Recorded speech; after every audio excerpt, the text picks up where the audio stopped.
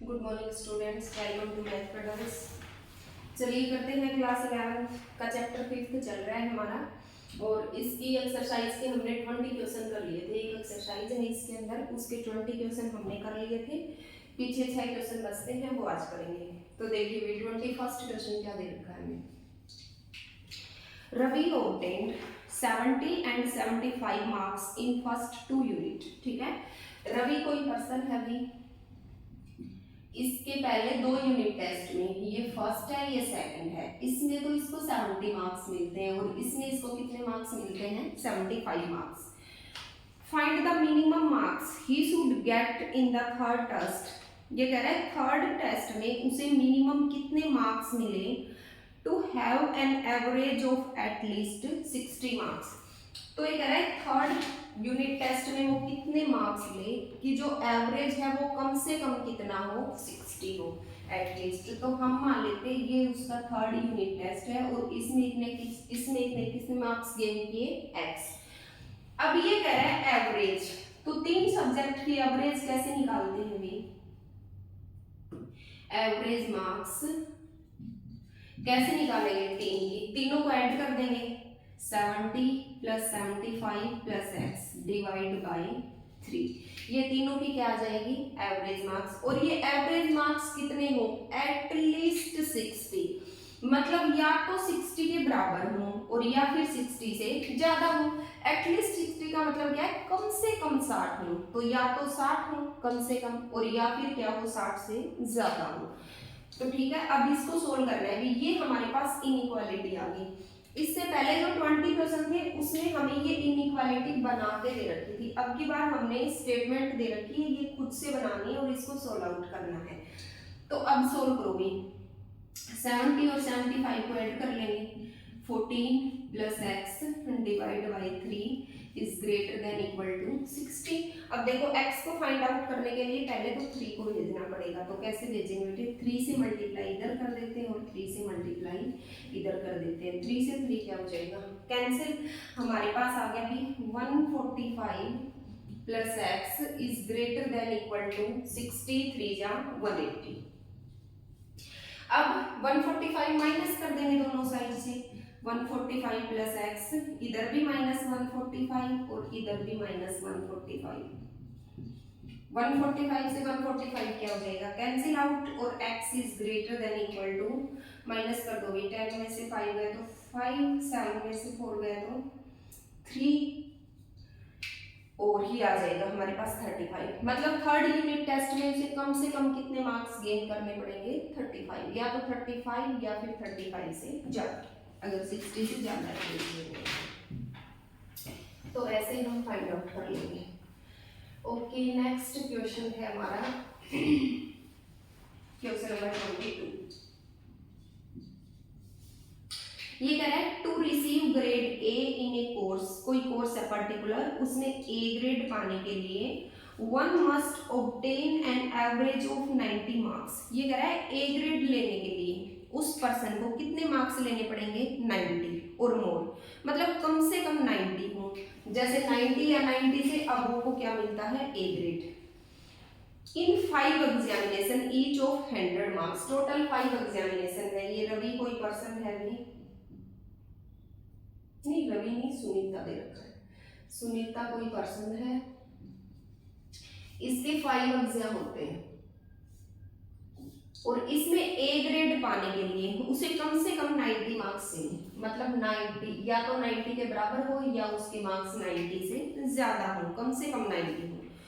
तो 4 यूनिट के तो मार्क्स दे रखे हैं। फर्स्ट में वो अटेन करता है 87, सेकंड में 92, थर्ड में 94, फोर्थ में 95 एंड फिफ्थ में हमने बताया है find minimum marks of Sunita must obtain in fifth examination to attain A grade.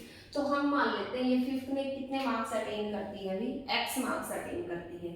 तो एवरेज क्या हो जाएगा 87 plus 92 plus 94 plus 95 plus x divide by 5। ये पांचों सब्जेक्ट का क्या आ जाएगा एवरेज मार्क्स। ऐड कर दो बेटे 9 और 5 4, 4 और 2, 9 और 5 5 और 4 9, 9 और 2 11, 11 और 7 18, 1 9 9 18 27, 27 और 8 35, 35 और 1 36 plus x divide by 5 is greater than equal to 90। और 5 को कैंसिल आउट करना है तो इधर भी 5 से मल्टीप्लाई एंड इधर भी 5 से मल्टीप्लाई, 5 से 5 cancel, 368 plus x is greater than equal to 450।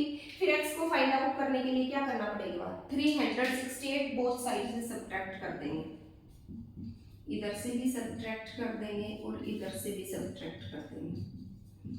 इससे तो ये कैंसिल आउट हो गया भाई, x is greater than equal to 10 में से 8 गया 2, 14 में से 6 गया तो 8, मतलब उसे मिनिमम कितने मार्क्स लेने पड़ेंगे, 82 या 82 से ज्यादा वो मार्क्स लेगी तो उसको क्या मिलेगा भाई, ए ग्रेड। नेक्स्ट क्वेश्चन है हमारा क्वेश्चन नंबर 23। देखिए क्या दे रखा है, find all pairs of conjugative odd positive integers. Conjugative क्या होते हैं बेटे, लगातार, कॉन्जुगेटिव लगातार, ओड मतलब विषम, ठीक है, पॉजिटिव मतलब पॉजिटिव नंबर्स, इंटीजर मतलब पॉजिटिव इंटीजर्स, ठीक है, क्योंकि इंटीजर क्या होते हैं, all positive and negative numbers including zero. तो ये कह रहा है लगातार आपने odd positive integers find out करने हैं, एक पेयर, ठीक है, पेयर में कितने नंबर होते हैं, 2, तो 2 लगातार पॉजिटिव ओड इंटीजर का पेयर फाइंड आउट करना है, both of which are smaller than 10। हम इसमें से फर्स्ट को मान लेते हैं bx, तो सेकंड क्या हो जाएगा x प्लस 2, क्योंकि ओड इंटीजर तो 2 बार आते हैं ना, देखो पॉजिटिव इंटीजर 1 3 5 7 9 11 ये होते हैं ओड इंटीजर। तो 1 के बाद 3 कैसे आया, जब 1 में 2 ऐड किया, 3 के बाद 5 कैसे आया, जब 3 में 2 ऐड किया, 5 में 2 ऐड करेंगे तो 7, 7 में 2 ऐड करेंगे तो 9। इसलिए हमने पहला अगर इंटीजर x माना है तो दूसरा ओड इंटीजर क्या बनेगा, x प्लस 2। ये कह रहा है बोथ आर स्मॉलर देन 10, मतलब जो x है ये भी 10 से छोटा है और x प्लस 2 है ये भी क्या है, less than 10, such that their sum is more than 11, और दोनों का जो सम है x प्लस 2 ये क्या है भी, मोर देन 11। तो देखो x को फाइंड आउट करना है तो इसी इनइक्वालिटी को सोल्व कर लेते हैं, x और x 2x plus 2 is more than 11, और क्या करना पड़ेगा, subtract 2 both side, 2x is greater then 11 में से 2 गया था 9 and divide both side by 2, x is greater then 4.5, x जो है ये हमारा 4.5 से बड़ा होगा, और ऊपर इसमें क्या कह रखा है कि x जो है वो 10 से क्या होगा, छोटा होगा। तो x कहाँ लाई कर रहा है, 4.5 और 10 के बीच में, 4.5 और 10 के बीच में। अब पॉजिटिव ओड इंटीजर देख लो कौन कौन से हैं, 5 है 7 है 9 है, 5 7 और 9। तो हमने क्या बताना है, पेयर बताना है, तो एक तो पेयर बन जाएगा भाई 5 और 7 का, और दूसरा पेयर बन जाएगा 7 और 9 का। अब देखो ये क्या कर रहा है कि दोनों का जो सम है वो मोर देन 11 होना चाहिए, तो 5 और 7 कितने होते हैं, 12 मोर देन 11 है, और 7 और 9 कितने होते हैं, 16, ये भी क्या है हमारा मोर देन 11 है, और दोनों की जो नंबर है वो 10 से छोटे होने चाहिए, ये दोनों भी 10 से छोटे हैं और ये दोनों भी क्या है हमारे 10 से छोटे हैं, तो ये दोनों पेयर्स हो जाएंगे। नेक्स्ट देखो क्वेश्चन नंबर 25, ये कह रहा है the longest side of A triangle, एक ट्रायंगल दे रखी है, ट्रायंगल की कितनी साइड होती है, 3 साइड्स, तो लॉन्गेस्ट उसकी जो सबसे बड़ी साइड है is 3 times than the shortest side, जो सबसे छोटी है उसकी 3 गुना है, एंड द थर्ड साइड, और जो तीसरी बचगी 2 centimetre shorter than the longest side, वो सबसे बड़ी साइड से 2 सेंटीमीटर छोटी है। तो देखो क्या दे रखा है, हम ये सपोज कर लेते हैं एक ट्रायंगल ऐसे, इसकी ये वाली सबसे छोटी साइड है और ये वाली सबसे बड़ी साइड है और ये मीडियम है, ठीक है भाई, हमें क्या दे रखा है, हमें दे रखा है the longest side is 3 times than the shortest.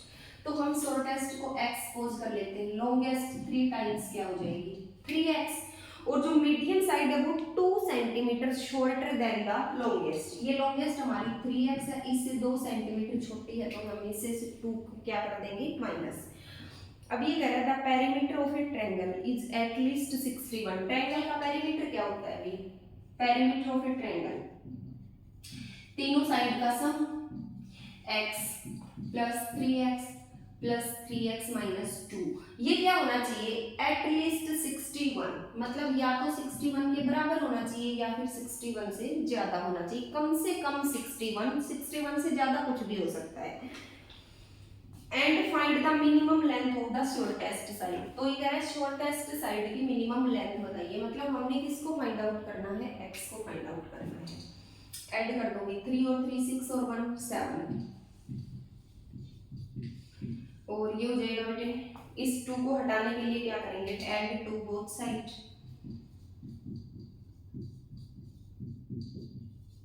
2 से 2 cancel, 63 divide both side by 7, और x इज ग्रेटर देन 6 9 जा 17, मतलब x जो है वो हमारा मिनिमम कितना आना चाहिए 9, तो x की मिनिमम लेंथ बतानी थी, मिनिमम 9 आना चाहिए, बाकी 9 से बड़ा होना चाहिए।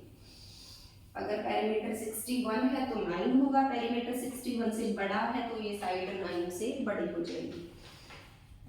नेक्स्ट और last question, a man wants to cut 3 lengths of a single piece of board. एक पर्सन है भाई, उसके पास मान लो ये बोर्ड है, ठीक है, सिंगल पीस है, और इसमें क्या करना है, cut 3 lengths of a single piece of board of length 91 centimetre. इसकी हमें टोटल लेंथ दे रखी है 91 सेंटीमीटर, और किसी पर्सन ने इसको 3 पार्ट्स में डिवाइड करना है। The second length is to be 3 centimetre longer than the shortest. एक शॉर्टेस्ट है, उसके बाद जो सेकंड लेंथ है वो 3 सेंटीमीटर बड़ी है, किससे, सबसे छोटी से, and third length is to be twice as long as the shortest, और जो तीसरी लेंथ बच गई वो सबसे छोटी की क्या है भाई 2 गुना है। What are the possible length of the shortest board? तो ये कह रहा है जो छोटे से छोटा बोर्ड है उसकी पॉसिबल लेंथ क्या हो सकती है। If the third piece is to be at least 5 centimetre longer than the second, जो थर्ड पीस है वो कम से कम 5 सेंटीमीटर बड़ा होना चाहिए, किससे, छोटे वाले से। तो देखो इसके 3 पीस बना लो, ये मान लिया हमने सबसे छोटा, ये मीडियम और ये सबसे बड़ा।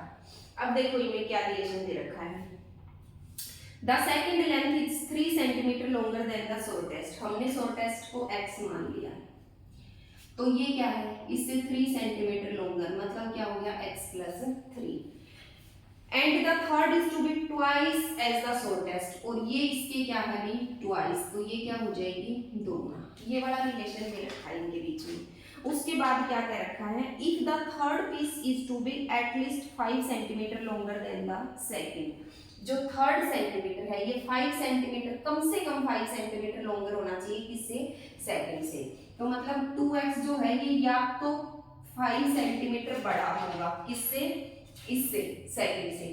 सेकंड है हमारा x प्लस 3, ये या तो इससे 5 सेंटीमीटर बड़ा होगा या इससे 5 से ज्यादा बड़ा होगा, मतलब एटलीस्ट 5 दे रखा है। तो देखोगे x प्लस 3 प्लस 2x, मतलब इनका सम जो है वो या तो 91 होगा, ठीक है भाई, और या फिर 91 से छोटा होगा, मतलब 91 से बड़ा तो नहीं हो सकता ना, क्योंकि हमारी बोर्ड जो थी उसकी लेंथ कितनी थी 91 थी, तो ये या तो कम से कम 91 होगा या फिर 91 से छोटा होगा। अगर इसमें से कुछ साइड छोड़ देंगे तो 91 से छोटा हो सकता है, 91 से बड़ा तो हो नहीं सकता क्योंकि इससे बड़ा तो बोर्ड ही नहीं है हमारे पास, ठीक है। देखो x और x 2x और 2x कितने होंगे 4x plus 3 is less than equal to 91। अब क्या करना है, 3 बोथ साइड माइनस,